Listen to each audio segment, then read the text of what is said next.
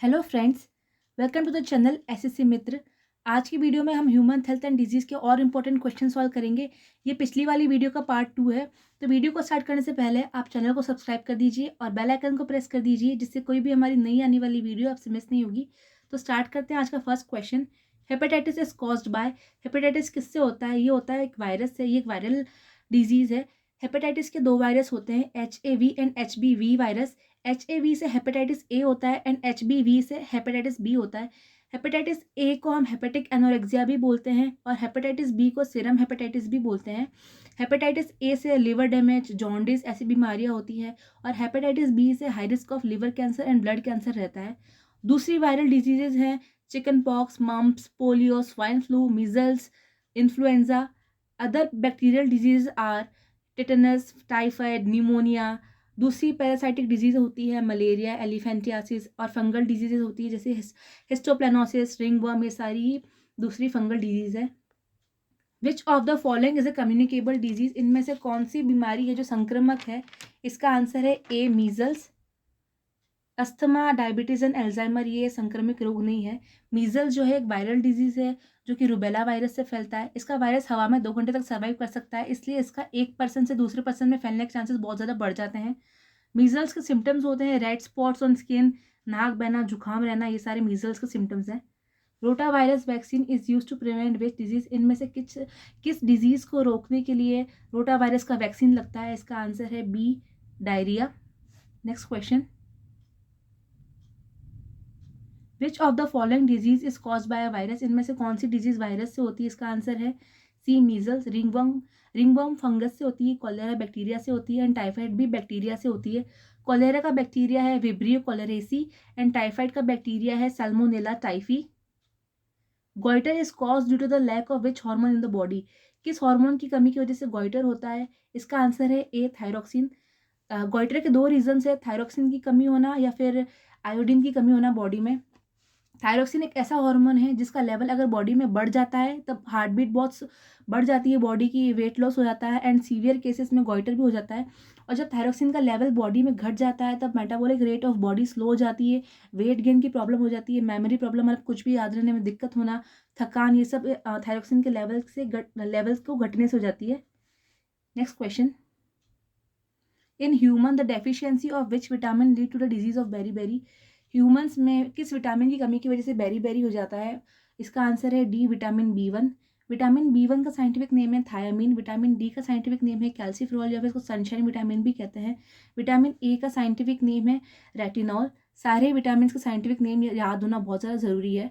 बहुत सारे एग्जाम्स में इनके साइंटिफिक नेम पूछे जाते हैं, तो आप इन सबके साइंटिफिक नेम अच्छे से याद कर लीजिए। विच of the following is not a communicable disease? इनमें से कौन सी ऐसी डिजीज है जो संक्रमक नहीं है? इसका आंसर है A, diabetes. TB, chicken pox, cholera ये सारी संक्रमिक रोग है। Anthrax is caused by. Anthrax किससे होता है? एंथ्रेक्स एक बैक्टीरियल डिजीज है जो कि बैसिलस एंथ्रेसिस से होता है। वायरस से होती है स्वाइन फ्लू, कोविड-19, मीजल्स, इन्फ्लुएंजा ये सारी बीमारियां। फंगस से होती है हिस्टोप्लानोसिस, रिंगवर्म। प्रोटोजोन डिजीजेज है एंटमीबा, हिस्टोलाइटिका, काला अजर। Next question. काला अजर is cause by which organism? इनमें से किस ऑर्गेनिज्म की वजह से काला अजर होता है? इसका आंसर है लेशमानिया। लेशमानिया डोनोवेनाई की वजह से काला अजर होता है। ये ट्रांसमिटेड मतलब एक पर्सन से दूसरे पर्सन में फैलता है एक वेक्टर के थ्रू, सैंड फ्लाई के थ्रू। सैंड फ्लाई इसका वेक्टर है। ये बॉडी में ब्लड, स्प्लीन और WBC को इन्फेक्ट करता है और इसका सिम्टम है कंटिन्यूस फीवर रहना, बहुत तेज़, बहुत हाई टेम्परेचर पे फीवर रहता है। Typhoid and TB are which kind of disease? Typhoid and TB जो है ये एक बैक्टीरियल डिजीज है। टाइफाइड का बैक्टीरिया होता है साल्मोनेला टाइफी एंड टीबी का बैक्टीरिया होता है Mycobacterium tuberculosis. Next question. Which of the following is not a water borne disease? इनमें से कौन सी बीमारी है जो वाटर बॉर्न नहीं है? इसका आंसर है B, measles. Hepatitis A, typhoid and cholera ये सारी ही वाटर बॉर्न डिजीज है। वाटर बॉर्न डिजीज ऐसी डिजीज होती है जो कि गंदे पानी की वजह से हो जाती है, जिसमें बहुत सारे गंदे बैक्टीरियाज पनपते हैं और इनकी वजह से हमारी बॉडी में टाइफाइड, कॉलेरा, हेपेटाइटिस ऐसी बीमारियां होती है। The deficiency of which of the following lead to pellagra disease, इनमें से किस न्यूट्रिएंट की डेफिशिएंसी की वजह से पेलेग्रा हो जाता है? इसका आंसर है डी, नियासिन की वजह से। नियासिन जो है विटामिन B3 का साइंटिफिक नेम है। इसको निकोटिनिक एसिड या फिर एंटी पेलेग्रा फैक्टर भी बोलते हैं। पेलेग्रा एक 3D या 4D डिजीज का नाम है। इसको 3D एंड 4D क्यों कहते हैं? क्योंकि इनमें 3D या 4D के फैक्टर्स होते हैं पेलेग्रा में। पेलेग्रा में क्या होता है? डायरिया, डर्मेटाइटिस मतलब रेड स्किन होना, एंड डेमेंशिया मतलब मेमोरी लॉस, और सीवियर केसेस में 4D होता है, मतलब 4th D का मतलब है death in severe cases. Vitamin B3 के अच्छे सोर्सेज हैं एग, मीट, मिल्क, ये सारे विटामिन B3 के अच्छे सोर्सेज हैं। तो पेलेग्रा को प्रिवेंट करने के लिए इन चीज़ का डाइट में होना बहुत ज़रूरी है। विटामिन बी का साइंटिफिक नेम है पैंटोथेनिक एसिड। विटामिन B2 का साइंटिफिक नेम है लेक्टोफ्लेविन। राइबोफ्लेविन विटामिन B2 का नाम है। सारे विटामिन के वापस से आपको नाम, साइंटिफिक नेम याद होना बहुत बहुत ज़्यादा ज़रूरी है। Which mosquito carries the parasite of malaria, इनमें से कौन सा मस्कीटो है जो मलेरिया का पैरासाइट है? इसका आंसर है ए, फीमेल एनोफिलिस है, ये मलेरिया का पैरासाइट है। Next question, what is the mode of transmission of disease yellow vein mosaic of भिंडी? येलो वेन मोजेक ऑफ भिंडी किससे फैलता है? इंसेक्ट से फैलता है। ये एक वायरल डिजीज है, भिंडी में होती है। Which of the following disease has been eradicated worldwide, इसमें से कौन सी बीमारी है जो पूरी दुनिया भर में समाप्त हो गई है? इसका आंसर है B, chicken pox. Next question, the name of which disease among the following means evil influence of the star, नाम में इन्फ्लुएंस आ रहा है, इसका आंसर है सी, इन्फ्लुएंजा। इन्फ्लुएंजा जो है वो इन्फ्लुएंजा वायरस या मिक्सो वायरस से होता है। जनरली ये फ्लू इन्फेक्टेड पर्सन के कॉन्टेक्ट में आने से हो जाता है। Next question, which of the following disease is cause mainly by the deficiency of vitamin C, vitamin C की डेफिशिएंसी की वजह से क्या होता है? इसका आंसर है सी, स्कर्वी। विटामिन सी का साइंटिफिक नेम है एस्कॉर्बिक एसिड। गोइटर जो है ये थायरोक्सिन की कमी या फिर आयोडीन की कमी की वजह से होता है।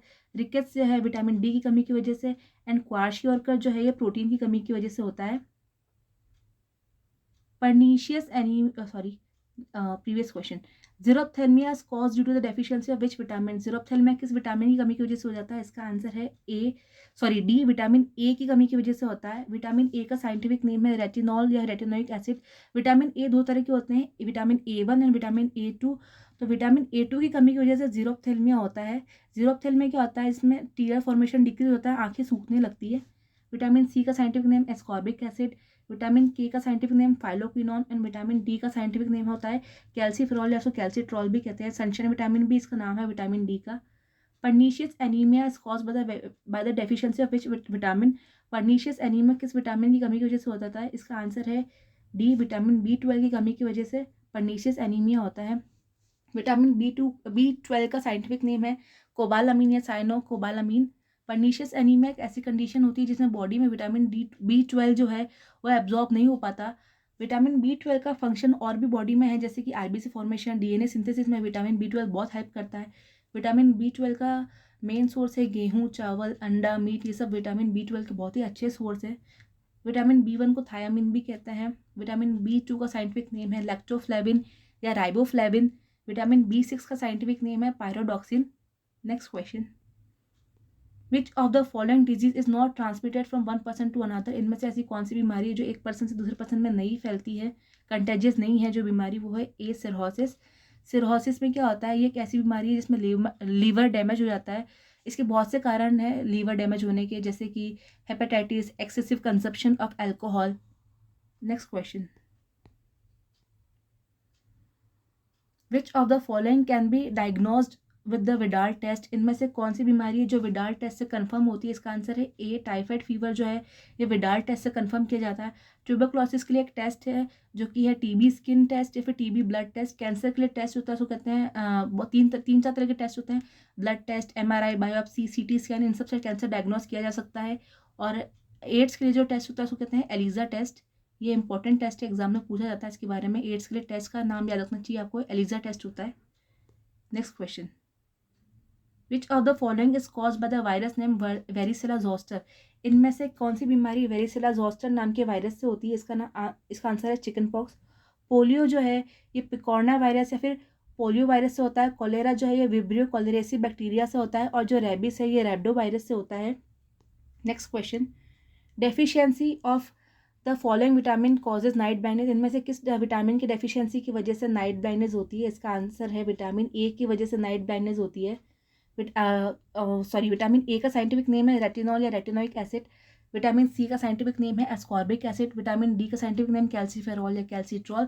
विटामिन बी जो है ये कॉम्प्लेक्स विटामिन है जो कि 8 कॉम्प्लेक्सेस से बना हुआ है। इन सारे 8 कॉम्प्लेक्सेस के नाम को याद होना बहुत ज़रूरी है, विटामिन बी के 8 complexes. Next question, hemophobia is the fear of, hemophobia, heme मतलब ब्लड होता है एंड फोबिया मतलब किसी चीज़ से डरना, तो hemophobia is the fear of blood. Water की फोबिया को कहते हैं हम हाइड्रोफोबिया, हाइट्स की फोबिया को कहते हैं एक्रोफोबिया एंड डार्कनेस की फोबिया को कहते हैं nyctophobia. Next question, which causative micro organism is responsible for the common cold and influenza, in common cold and influenza के लिए कौन सा माइक्रो ऑर्गेनिज्म रेस्पॉन्सिबल है? इसका आंसर है A, viruses.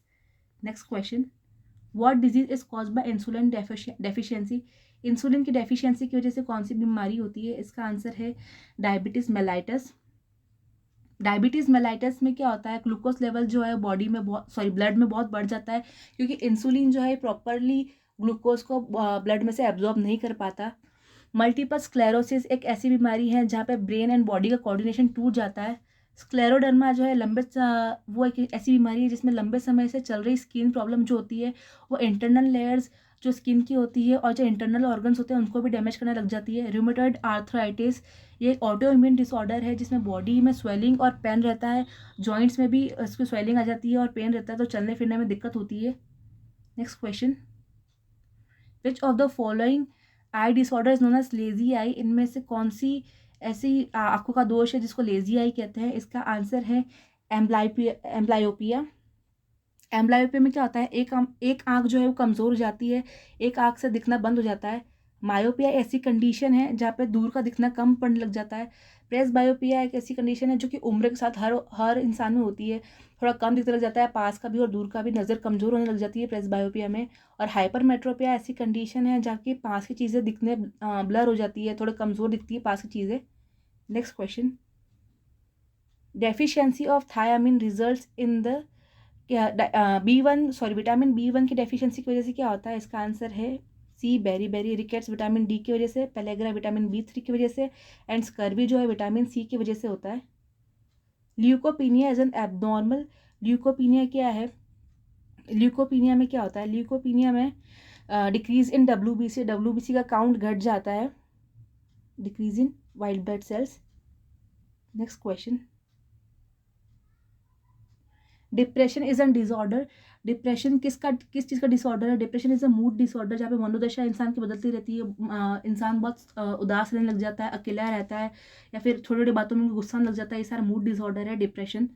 Which of the following viruses is responsible for causing influenza, इनमें से कौन सा वायरस जो है ये इन्फ्लुएंजा कॉज करता है? इसका आंसर है सी, myxo virus.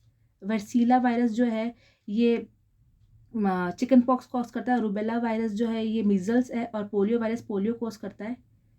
Next question, which of the following virus is responsible causing influenza, same question है myxo virus. Next question, conjunctivitis is an infection of, conjunctivitis जो है ये किसका इन्फेक्शन है? कंजक्टिवाइटिस आइज का इन्फेक्शन है। यह एक तरह का इन्फेक्शन है जो कि वायरस या बैक्टीरिया से हो सकता है, जिसमें आंखों में जलन रहना या फिर कंटिन्यूस पानी आना, एक एलर्जी होती है conjunctivitis. Next question, polio is cause by which of the following organism, polio जो है एक वायरल इन्फेक्शन है, वायरल डिजीज है। Leukaemia is the cancer of, leukaemia किस चीज़ का कैंसर है? ल्यूकेमिया जो है ये कैंसर ऑफ ब्लड होता है। स्किन के कैंसर को कहते हैं कार्सिनोमा, लंग्स के कैंसर को कहते हैं एडिनो कार्सिनोमा और यूट्रस के कैंसर को कहते हैं endometrial carcinoma. Lungs and uterus का कैंसर भी एक तरह का स्किन कैंसर है, कार्सिनोमा ही कह सकते हैं इनको भी। Next question, tumors that normally remain confined to their original location and do not spread to other parts of the body and cause little damage are called tumors। इनमें से ऐसा कौन सा ट्यूमर है जो कि फैलता नहीं है और अपनी एक ही जगह अपनी बॉडी में एक ही जगह रहता है और कोई डैमेज भी नहीं देता, कुछ खास डैमेज नहीं होता उसकी वजह से? ऐसे ट्यूमर कहते हैं हम बेनिन ट्यूमर। जो प्री मैलिग्नेंट ट्यूमर होते हैं ये ऐसे ट्यूमर होते हैं जिसमें कैंसर की सारी प्रॉपर्टीज़ होते हैं लेकिन वो इतने मैच्योर नहीं हो पाते कि जो अब हमारी बॉडी को कुछ हार्म कर सके, लेकिन इनमें सारी ही प्रॉपर्टीज़ होती है कैंसर की। एक्टिव एंड मेलिग्नेंट ट्यूमर ऐसे ट्यूमर होते हैं जो कि बहुत जल्दी ग्रो करते हैं और बॉडी में बहुत फास्ट फैलते हैं। ये बहुत ही हार्श कंडीशन पैदा कर देते हैं बॉडी में। Next question, reproduction in animals. ये अभी एक क्वेश्चन इसमें रिप्रोडक्शन इन एनिमल्स का आ गया है। Which of the following is the third stage in the Metamorphosis of a butterfly. Butterfly की मेटामॉर्फोसिस में कौन सी थर्ड स्टेज होती है? थर्ड स्टेज होती है बटरफ्लाई के मेटामॉर्फोसिस में, उसका आंसर है बी प्यूपा। एग जो है ये फर्स्ट स्टेज है, larva is the second stage, third stage is pupa and fourth stage is an adult stage. तो that's all for today and thank you for the video. Please like कीजिए and share कीजिए। ऐसे content के लिए आप channel पर बने रहिए और प्लीज़ अगर आपको कोई भी क्वेरी है किसी भी टॉपिक से रिलेटेड, किसी भी क्वेश्चन से रिलेटेड, तो कमेंट सेक्शन में ज़रूर पूछिएगा। Thank you.